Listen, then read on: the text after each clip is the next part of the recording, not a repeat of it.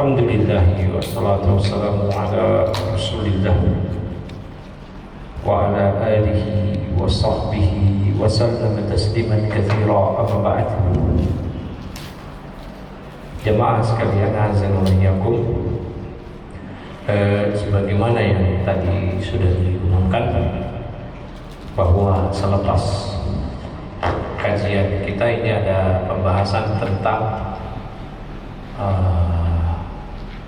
adab dan norma hutang piutang. Kita makhluk sosial, pasti kita ada kalanya berada di atas dalam hal finansial atau kalanya di bawah. Ketika kita di bawah mungkin kita berhutang, kalau di atas kita menghutangi. Berarti hutang piutang adalah sesuatu hal yang lumrah dalam kehidupan manusia dimanapun dia berada, karena kita adalah makhluk sosial.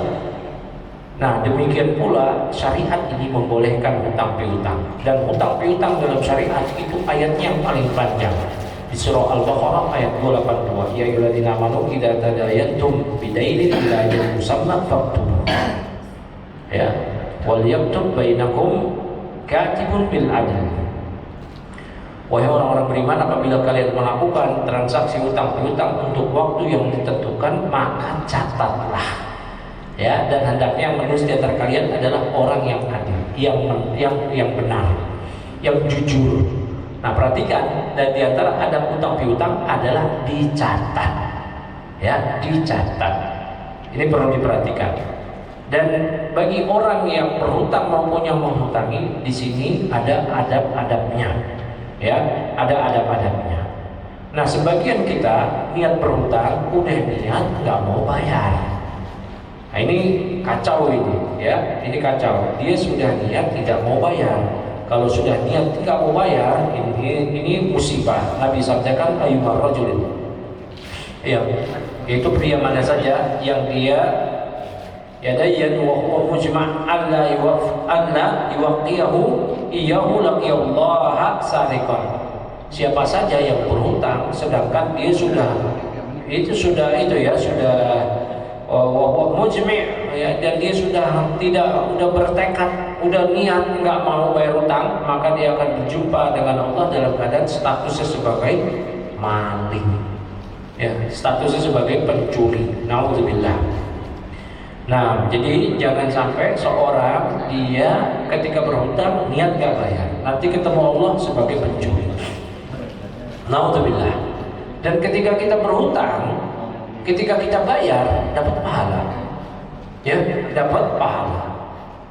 Ketika tidak mau bayar dosa, dan bayar terpaksa nggak dapat pahala. Namun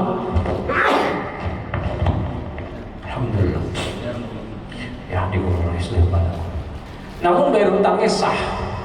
Jadi ada dua hal yang sah walaupun tanpa niat. Yang pertama, bayar hutang nggak dapat pahala kalau nggak ada niat, karena dipaksa, didorong, dipojokkan, ya udah sah. Yang kedua, seorang kepala keluarga yang menafkahi keluarganya, kalau dia nggak ada niat tidak dapat pahala. Tapi kalau ada niat karena Allah dapat pahala.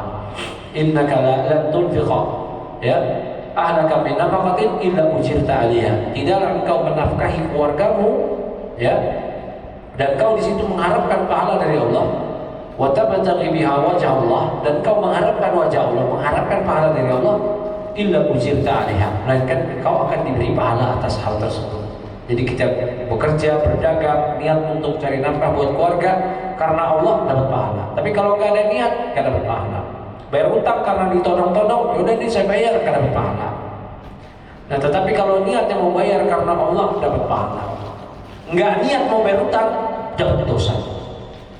Ya, kemudian ketika mampu langsung bayar. Ya, Nabi sabdakan dalam hadis yang sahih, ya, madlul ghani zulmun. Seorang yang sudah mampu bayar utang tapi dia tunda-tunda, itu adalah kezaliman. Itu adalah kezaliman. Padahal dia mampu tapi tidak mau dibayar, itu adalah kezaliman. Jadi kapan dia mampu langsung dia lunasin. Dan perhatikan pada saat ini, ketika kita berhutang, pilih orang yang di situ tidak mempersyaratkan adanya penambahan. Kalau sudah ada persyaratan penambahan bunga, apakah pinjol, ke bank atau rentenir, maka dia sebagai nasabah juga berdosa. Dosanya ini mengerikan. Dosanya apa? Dosa riba. Ya, Jabir bin Abdullah mengatakan, la'ana Rasulullah SAW akila riba wa mukilahu wa katibahu wa syahidaihi wa qalahum sawa'un. Ya, kata Jabir bin Abdullah, Rasulullah SAW melaknat pemakan riba, rentenirnya, bank konvensional, pinjol, ya, atau yang semisalnya, wa mukilahu, yang memberi makan, nasabahnya, wa katibahu, juru tulisnya, adminnya, wa syahidai, dan saksinya. Semua itu sama, mereka semua, salesnya semua sama. Ya, mereka semua sama dalam dosa. Dan perlu diperhatikan, riba ini memiliki 73 pintu dosa. Yang paling ringan dalam dosa riba itu apa? Seperti seorang pria berzina dengan ibu kandungnya sendiri. Ini riba yang paling ringan. Na'udzubillah. Maka riba dosa besar. Ya, hati-hati ketika kita kepepet minjem duit, pilih yang tidak ada perjanjian ribawiyah, yaitu adanya penambahan pembayaran. Nah, itu riba. Nah, di bank, di pinjol itu ada persyaratan. Ketika kita setuju, maka itulah riba. Berarti kita ikut menanggung dosa. Jangan katakan saya korban pinjol. Lah, tidak ada pelakunya. Saya korban ini bank yang serakah, bunga saya cuma sekian, utang cuma 50 juta, pas ditagih jadi 150 juta, bunganya saja sekian. Kan? Tidak, ada juga udah salah di luar. Ya, udah salah dulu. Dan jangan gampang-gampang berhutang. Zaman sekarang dikit-dikit utang, beli handphone aja utang. Ya, padahal dia punya uang beli handphone cukup. Handphone itu apa sih sekarang, era zaman sekarang yang butuh apa? WhatsApp.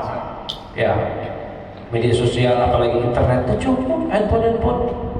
Ya, merek-merek Cina juga bagus, tapi dia nggak mau. Maunya apa? iPhone. Bahkan ada jasa sewa iPhone ketika lebaran. Kenapa? Karena orang-orang butuh pengakuan, flexing istilahnya. Ya, pencitraan. Ini naudzubillah, jangan ikutin kayak begini. Kita mesti sesuai dengan kemampuan kita. Ya, jadi keinginan mengikuti kemampuan, bukan kemampuan mengikuti keinginan. Kalau kemampuan mengikuti keinginan gawat, nggak mampu tapi pengen, mesti ada ngutang. Harus diukur dengan kemampuan. Saya mau ini, saya mau itu, tapi kemampuan nggak ada. Stop, rem, kurangi, downgrade. Mau beli iPhone kurang, ya udah beli Xiaomi. Ya udah, ya mau beli mobil Innova, tapi duitnya nggak ada, cuma cukup beli apa? Avanza. Ya udah Avanza, ngapain maksa-maksa? Ya, barakallahu fikum. Dan jangan sampai ini orang yang berhutang, ini gampang sekali nih. Dia minjem, zaman sekarang nih orang yang berhutang ini, naudzubillah, kalau ketika dia ditagih lebih galak daripada yang menagih. Ya, dia anggap nggak bayar hutang itu adalah sebuah kewajaran. Bahkan ada yang begini, saya dulu ngutangin orang, ditagih susah banget, gantian lah sekarang saya hutang, saya kabur. Naudzubillah. Ya, nggak boleh kayak begitu. Hati-hati, nggak bayar hutang itu dosa sangat besar. Nabi sabdakan, wala tidak sebuah amalin biyadih. Ya, lau anna rajulan qutila fi sabilillah uhya thumma qutila marratain wa alaihi dainun ma dakhala jannah hatta yuqda anhu dainuh. Kata Nabi SAW, demi Allah yang jiwaku berada di tangannya, ya, seandainya seorang berjihad, dia terbunuh dalam jihadnya di jalan Allah, kemudian dihidupkan lagi, berperang lagi, mati lagi 2 kali, berarti mati syahidnya berapa kali? 2 kali. Tapi dia punya utang, belum dibayar, nggak bisa masuk surga hingga dilunasi hutangnya oleh ahli warisnya atau oleh kaum muslimin siapapun. Makanya ketika seorang meninggal, harta peninggalan pusakanya, tarikahnya tidak boleh langsung dibagikan ke ahli waris hingga disisihkan dulu untuk biaya penyelenggaraan jenazahnya, beli kain kafannya. Tapi alhamdulillah sekarang setiap lingkungan ada namanya uang kematian, berarti dari situ ya alhamdulillah. Hingga hutangnya itu disisihkan buat bayar hutang. Kalau enggak nanti diadab. Ya, jadi hutang berapa dia punya hutang, ada yang lagi, udah ya baru dibagikan. Nah, bahkan Rasulullah SAW dahulu tidak mau menyolati jenazah sahabat, bukan kita nih, sahabat yang masih punya hutang, ya, yang masih punya hutang. La yusalli ala rajulin mata wa alaihi dain. Ya. Kemudian ketika dia mau disolati, ya, ini orang punya hutang gak? Kata sahabat yang lain, dia punya dinaron, ya, dia punya hutang 2 dinar. Kata Nabi apa? Sallu ala sahibikum, kalian aja yang sholatin, saya enggak. Subhanallah. Itu padahal sahabat yang berhutang, apalagi diri kita. Ya, maka perhatikan di sini. Jangan gampang-gampang berhutang. Dan kalau berhutang, segera niat untuk melunasi. Ya, segera niat untuk melunasi. Berdoa kepada Allah untuk dilunasi. Jangan sampai gampang-gampang berhutang. Nah, barakallahu fikum. Ya, bahkan orang-orang yang berhutang ini itu seperti kalau dia punya iman, ya. Kalau nggak punya iman dia bodoh amat. Nah, masa bodoh. Tapi kalau dia punya iman, dia berhutang itu seperti menghantui diri dia sendiri, meneror diri dia sendiri. Nabi sabdakan, la tuhibu anfusakum ba'da amniha. Janganlah kalian membuat takut diri kalian sendiri, meneror diri kalian sendiri setelah diri kalian sebelumnya aman. Para sahabat bertanya, wa madza ya Rasulullah, apa itu? Qala adain, yaitu hutang. Dengan berhutang kita terteror, ya, terteror. Nah, barakallahu fikum. Dan orang yang punya hutang gak bayar di akhirat, gak begitu saja, dia akan tetap bayar kepada orang yang memberikan dia hutang, tapi dibayar bukan dengan uang lagi, dengan kurs rupiah lagi, dolar lagi, emas lagi, dinar lagi, enggak, tapi dengan hasanah. Pahala dia, sholat dia, sedekah dia akan diberikan kepada pihak yang menghutanginya yang dia belum bayar. Kalau pahalanya habis, dosa orang yang menghutanginya yang belum dia bayar akan diberikan kepada diri dia dan dia merugi. Ya, perhatikannya. Maka ketika kita berhutang, ada ujian keimanan kepada hari akhir. Makanya orang yang kabur kamu bayar hutang, itu iman kepada hari akhirnya lemah. Seakan-akan dia bebas, udah nggak usah bayar. Seakan-akan dia bebas kayak begitu. Dia bebas kayak begitu, padahal di akhirat menunggu pengadilan dari Hakim yang Maha Agung. Tadi disebutkan orang yang mati syahid terbunuh 2 kali, nggak bisa masuk surga kalau belum bayar utangnya. Yughfaru lisyuhada kullu dzambin illa dain. Orang yang mati syahid diampuni seluruh dosanya kecuali hutang. Ya, baik, barakallahu fikum. Dan Nabi sabdakan, man faraqa ar-ruhu al-jasad, siapa yang rohnya terpisah dari jasadnya, artinya siapa yang mati. Ya wa huwa bari'un min salas, dan dia terbebas dari 3 hal, dakhala jannah. Ya, terbebas dari apanya? Minal kibr, ya, wal ghulul wad dain, dari kesombongan, dari gulul, mentit, maling, ya, dan juga dari hutang. Siapa yang terbebas dari ini, maka ya dia bisa masuk surga.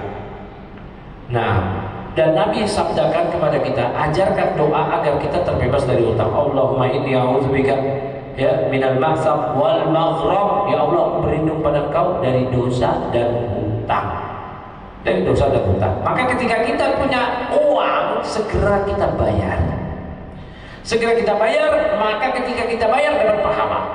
Dan dapat doa dari Nabi, doa rahmat dan ampunan. Rahimahullahu rajulan samhan idza ba'a wa idza ishtara wa idza iqtada. Ya. Dan ketika dia menghutangi, ya, dia juga perhatikan di sini, ketika dia menghutangi, dia bisa dapat pahala. Menagihnya jangan seperti ya para penagih pinjol. Tagihnya itu pelan-pelan. Semoga Allah merahmati seorang yang dia mudah ketika membeli, menjual, dan ketika menagih hutang. Ya, Kalau dia lihat orang yang berhutang kepada dia punya keinginan untuk membayar, dia beri tenggang waktu. Dan perlu diperhatikan, seorang berhutang kepada kita misal 100.000, dan tempo berapa? Sepekan. Maka setiap harinya orang yang menghutangi, yang memberikan pinjaman, itu akan mendapat pahala sedekah senilai uang yang dia berikan hutangan tadi kepada orang lain. Berarti kalau 7 hari temponya, dia dianggap di sisi Allah bersedekah 700.000. Kalau sudah jatuh tempo sepekan nih, mana uangnya 100.000, nanti lagi lah. Kemudian dia berikan tempo lagi, dilipat gandakan. Jadi dari pihak yang menghutangi, selama dia tidak kepepet banget, ya udah dia berikan tempo lagi. Tapi ketika dia kepepet juga, butuh juga, boleh dia tagih. Ya, boleh dia minta, karena itu memang hak dia. Dan orang yang berhutang ketika tidak mau berhutang, itu boleh dipermalukan oleh pihak yang menghutanginya. Ini nggak berhutang nih dia, boleh. Ya, boleh dibeberkan, itu kelakuan dia yang tidak mau berhutang. Ya, apalagi kalau dia sudah banyak memberikan kelonggaran, ya sudah banyak memberikan kelapangan. Nah, namun sekarang sangat sayangkan kita ini, ya, kenapa kita trauma kalau ada orang yang mau berhutang? Karena kelakuan orang-orang yang berhutang itu kabur. Ya, naudzubillah. Ya, sampai-sampai hutang itu katanya merusak pertemanan, persaudaraan. Ya, itu kenapa? Karena kelakuan tadi. Ya, barakallahu fikum.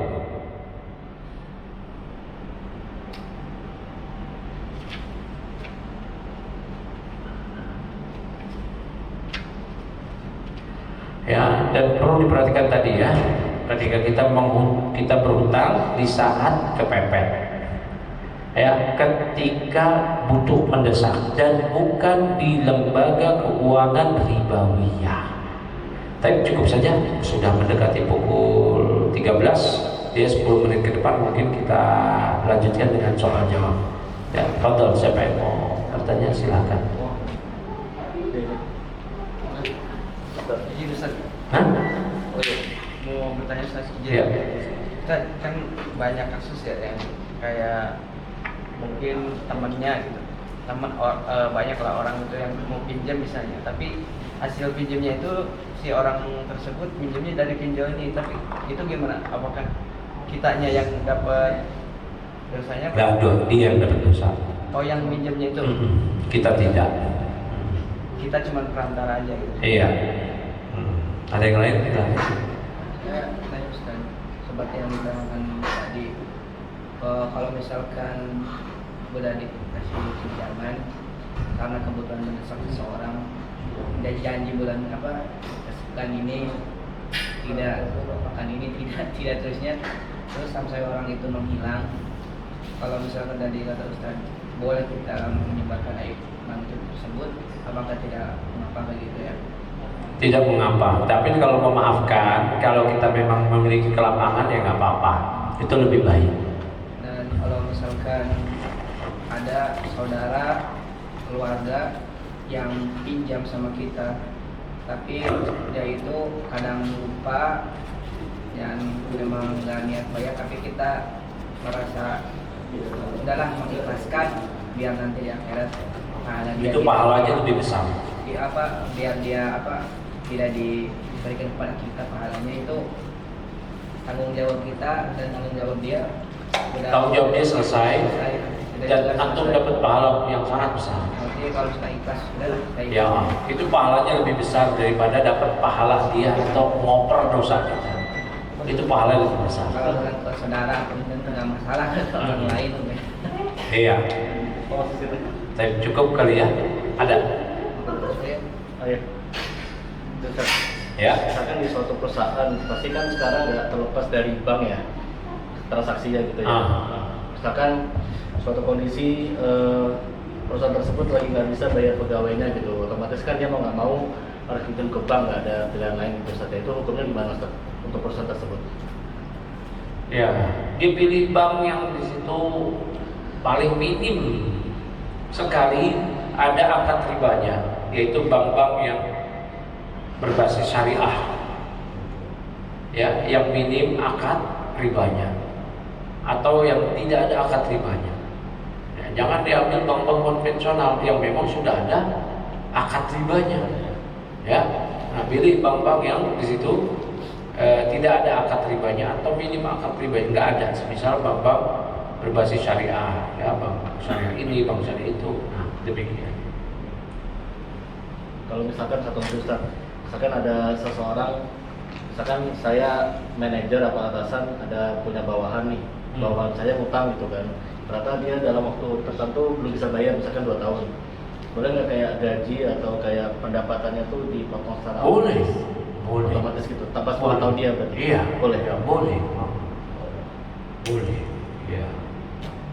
Nah itu, karena itu adalah hak antum. Ya. Iya, itu adalah hak. Memang harta si pemilik harta yang orang yang mengutangi. Begitu. Nah, ya. Pak Imam, tanya. Udah paham lah, insyaallah.